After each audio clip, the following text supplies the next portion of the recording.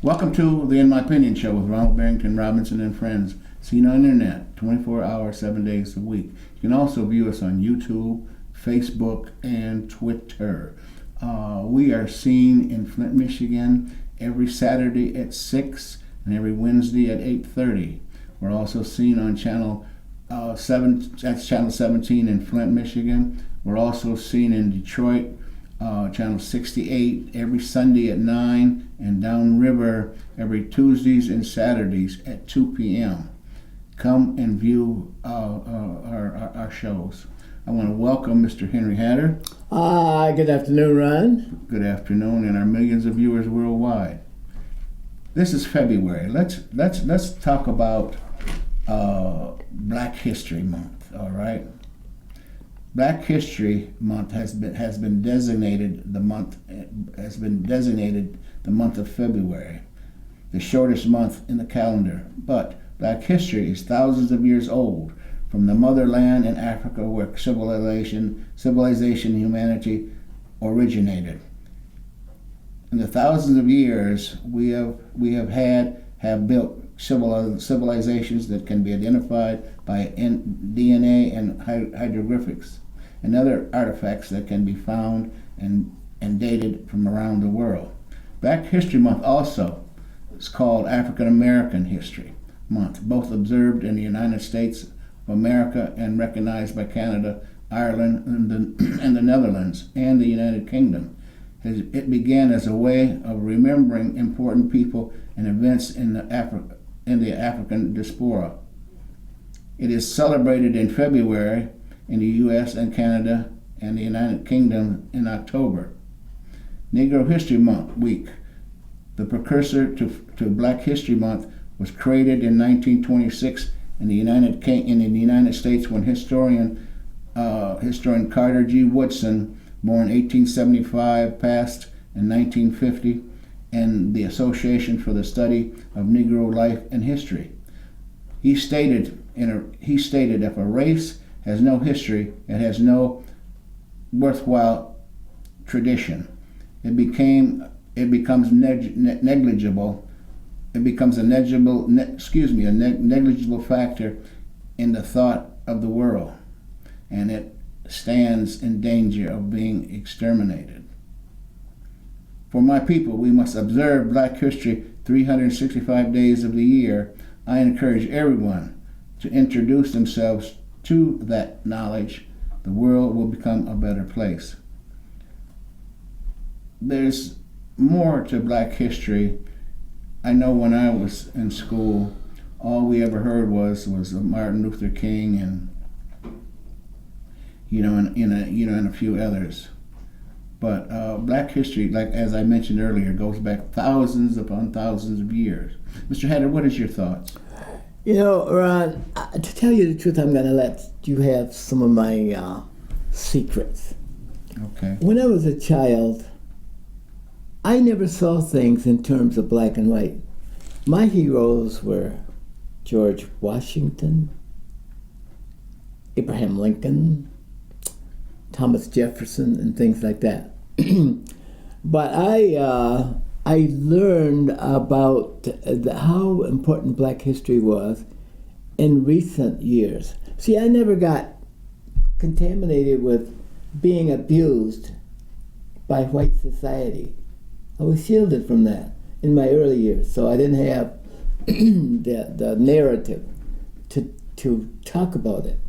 But in recent years, after Martin Luther King, who I thought was the greatest Black American we've ever had and the country's ever had, because he did some things that, in a way, that nurtured the salvation of Black people who were accomplished a lot. And also he did it in ways in which they would not be threatened or expunged or massacred, like many of the people along the Mississippi during the 1800s and the early part of the 20th century. You can still see pictures of black men hanging on trees and ropes along the Mississippi. Only then did I have an eye open for Black history. because everybody made the history. And I had no animosity against George Washington or Thomas Jefferson. They were men that did things that the books told me that, that were good. They created the country. They threw $1 across the Potomac. And boy, I thought that was quite athletic at the time. And but these men were good, that they helped to bring about a great democracy. And yet I had not been impinged by the real gravity of racism. And not until I learned about the history of the Second World War did I really learn a lot about American history and why it was important to be told. And I don't know, we got to have a reason to talk about Black history, and it's got to be written in a way that makes sense and is the truth, not something that's just created by an author of nonfiction, of fiction. So today I celebrate African American history, and this is why I was so much involved in doing something that would elevate the name of Black people for doing something worthwhile and contributing to the culture of this country. For example, I-75 is named the Tuskegee Airmen's Memorial Highway. Not many Americans know that. Not many Black people know that. But who cares? If they don't care, nobody cares. Exactly. And so we still have to get that out.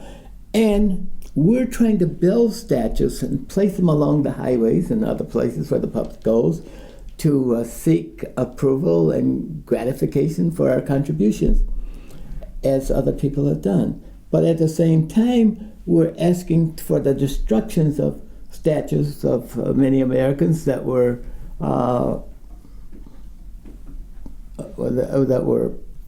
perceived as bad people, like Robert E. Lee and some of those who around the country, populations of Black Americans say tear that down. And that is not something that you do to enhance our own history. We have to blend things in. And history is what it is. It's history if it's told the truth.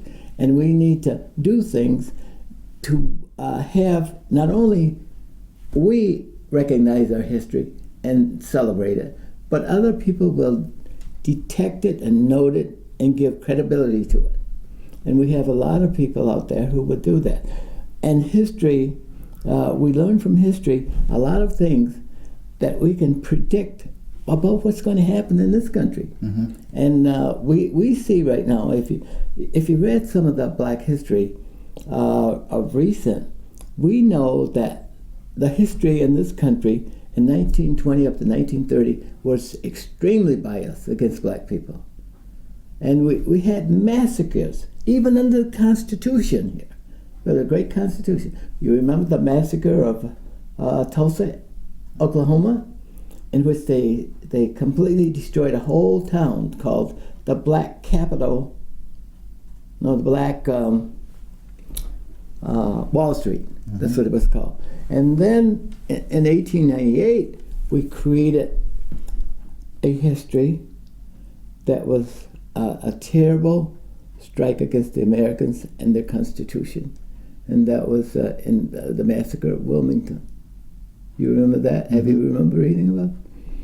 And yet this history is only a footnote in American history, but it was significant. And Black people need to know about it. If they don't read about this stuff and don't care about it, we cannot create a history that's valuable to anybody else. And history is, and the reason I point this out, is that there is something lacking and that we need to do on our own to enhance our Black history. And if we don't know it, it's likely to repeat itself. Now, as resources decline in this country and population rises, that's a picture of disaster. And people are going to gravitate to who they are by nature, their color, their language, and so on and so forth, by their habits and growth. And we have to be concerned about what's going to happen. We have to bring our kids up so they get educations and learn about things in the world so they could avoid catastrophes that could destroy us. Because of the human experience, people turn against others. And we need to do what Jews do.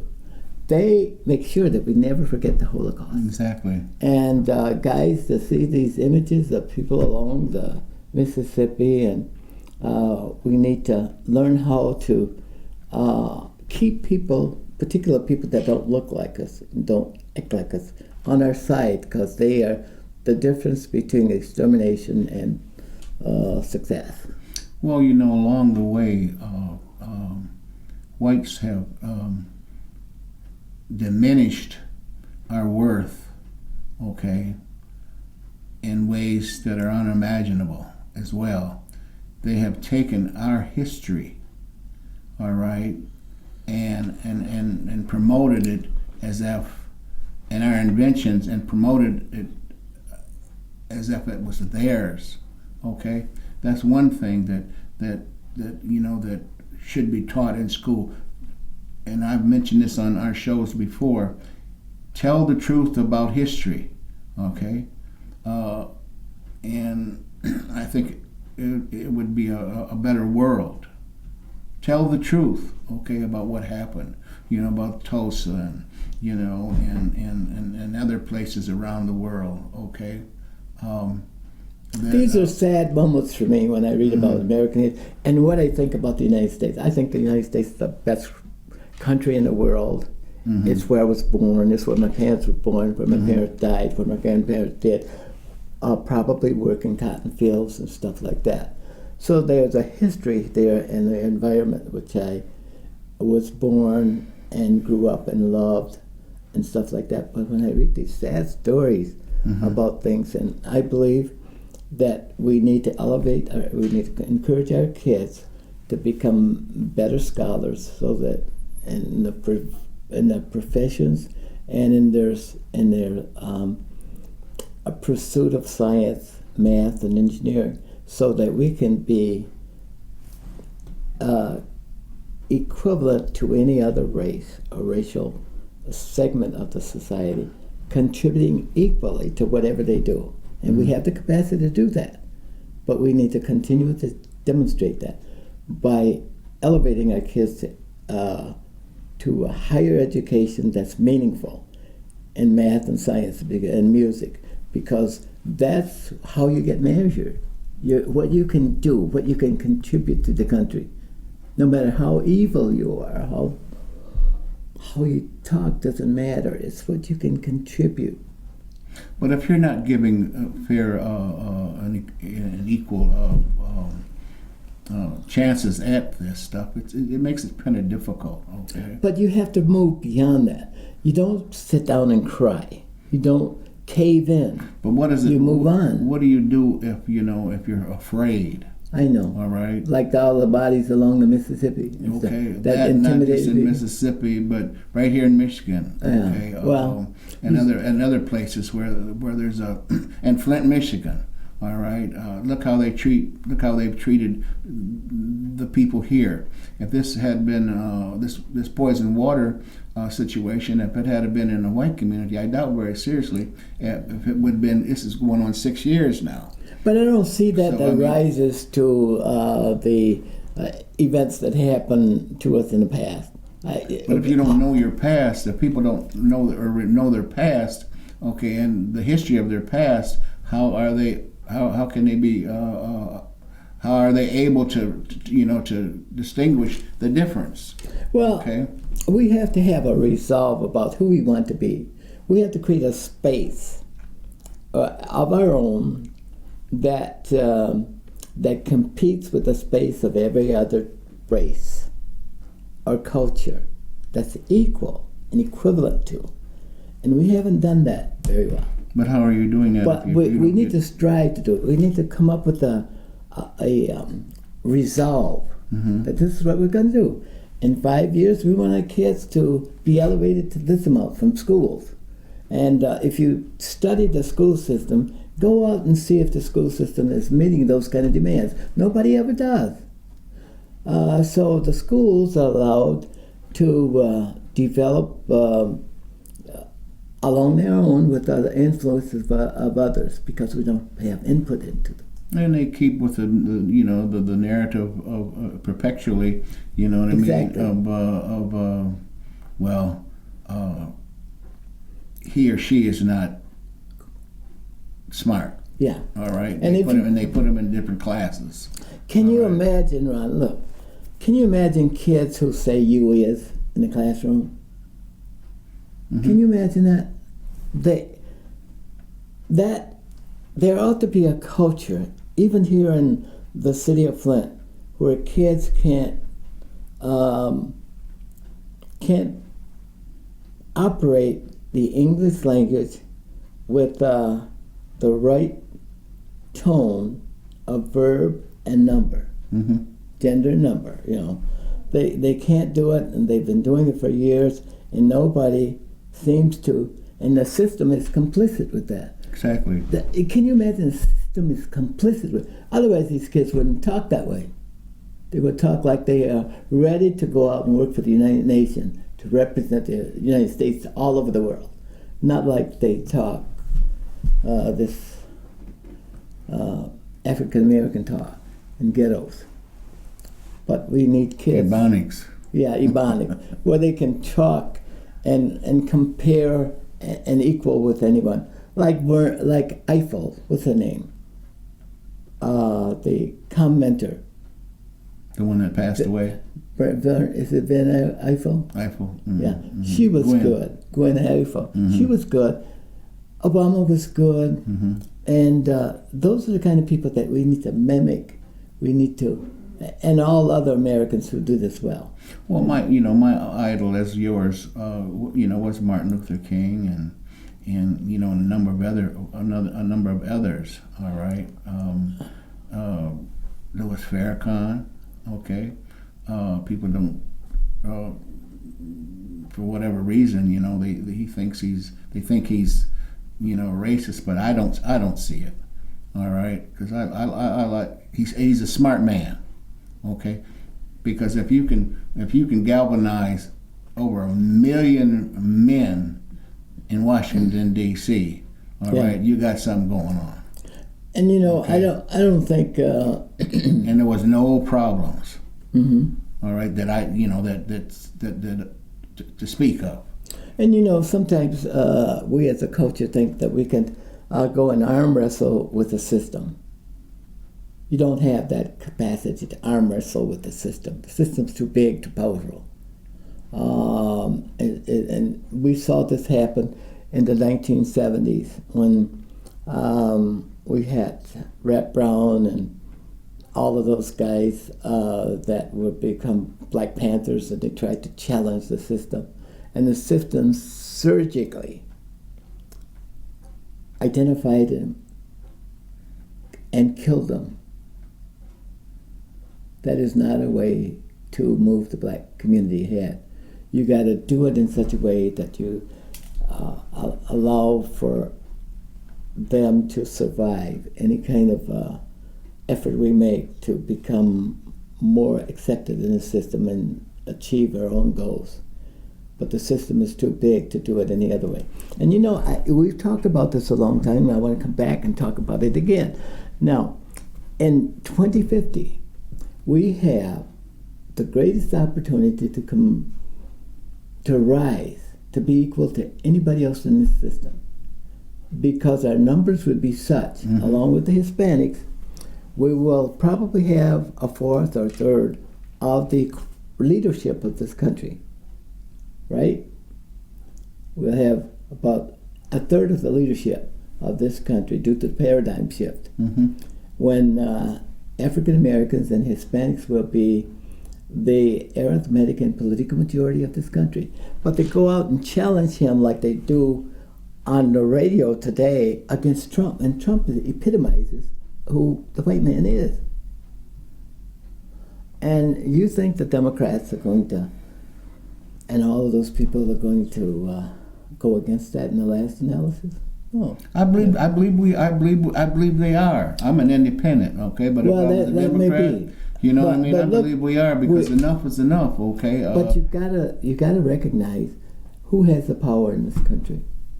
But when we came through it, even though I'm not that familiar with it, but you know, because I wasn't born when I was young, all right.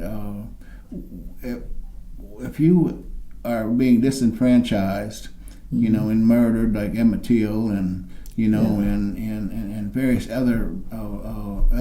other people, you know, like murdered like Martin Luther King, okay, and thousands of others over the course of, you know, from 1619 up through up through to today. I got you. All right, now the cops are killing black folks. All right, so if you don't stand up for something, then you don't stand for anything. But we gotta have a platform for that. But if you're out here trying and you're struggling every day, okay, there are people that would help us. and then you're getting nowhere. Yeah. All right, you can't do this and you can't do that. All right, now if you commit a crime, okay, now you don't get a second chance. All right, you can't get the money to go to college. You can't get a job. You know, this is systemic racism that's out there. And it's always going to be there. That's what's got to change. Yeah, and that will change. And I think that young people want to change that text. But the old people that live in our generation want to keep conflict going. Exactly. That completely angers the white man. Mm-hmm. And we got to find a new way to approach that. Like, nature's working for us. They said, okay, by 2050, you will inherit this country, a portion of it. But yet we want to go out and create conflict in the process when nature will do it for us. But conflict, in my opinion, conflict is good. All right? It's good if you Okay. have a way to save your young people. Absolutely. But you can't save your young people if you're getting them killed in needless conflict when you don't have to have it. Well, the thing is when your back is up against the wall, all right, even a mouse will bite. Well, our backs are not against the wall. We live in the best country in the world. That might be Yeah. true, but And the also, worst country in the world. Well, that may be, but we're moving toward where we want to go. But we don't need to create any more conflict that threatens us and diminish our ability to collectively work together. That's the first thing we got to learn to collectively work together to build a platform and let us know where we want to go, and other people will join us. But when you look at Gandhi and you look at Martin Luther King, because Martin was a disciple, if you will, of Gandhi. Okay, it's nonviolent stuff. All right. Look what happens when you try to conform or whatever, according what you're saying. You get murdered. Yeah, but that's all part of the human condition. We will always be murdered. People will always get murdered, whether Jews, whites, blacks, or whatever. In the process, they're always going to get. You can't rise if there's no blood, sweat, and tears. And if you don't stir the pot, you're not going to get anywhere either. But nature says that we will rise without doing that. In 30 years. What's that old saying? How long must I wait? Okay. But right? if we can just have our kids for 30 years, just learn to be great philosophers and great writers. Absolutely. And great engineers. Exactly. And be able to compete with other segments of society. That's where we need to go. In history, we need to establish that platform. History tells us. It's our century to rise. History tells us thousands of years ago, up to the present, that we have done. We are making strides. All right, you speak about the paradigm shift in 2050. I mean, I can't hardly wait. Hopefully, I'll be around. I don't know, but I doubt it. But, I'd love to see it. It's going to come. Okay. If we don't get exterminated. I don't know. With your man in the office. No, it has nothing to do with them. It has to do with it has to do with population rise and the decline of resources. Well, that could be true. That could be. What do you think rats do when the cage is designed for 20 and you put 40 in there? They eat each other up.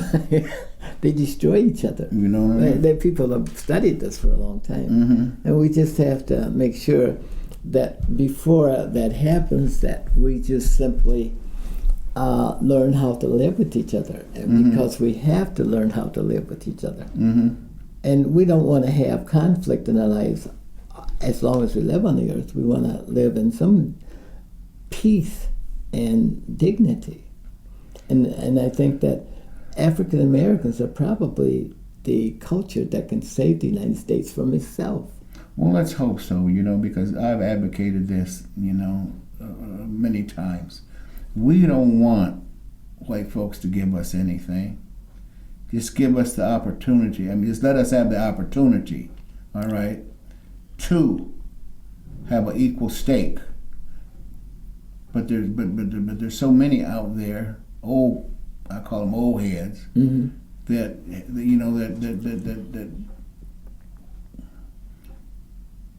don't want to allow us those opportunities. And we're saying the same thing, but we need to create that platform. We need to recognize that we need to turn our kids loose, let them rise, and let them, and also so that they can function in a capacity as an equal, prepared to function in that capacity. If they're not prepared, you're asking for conflict. That's all we're asking for is a fair opportunity. Yeah. Okay.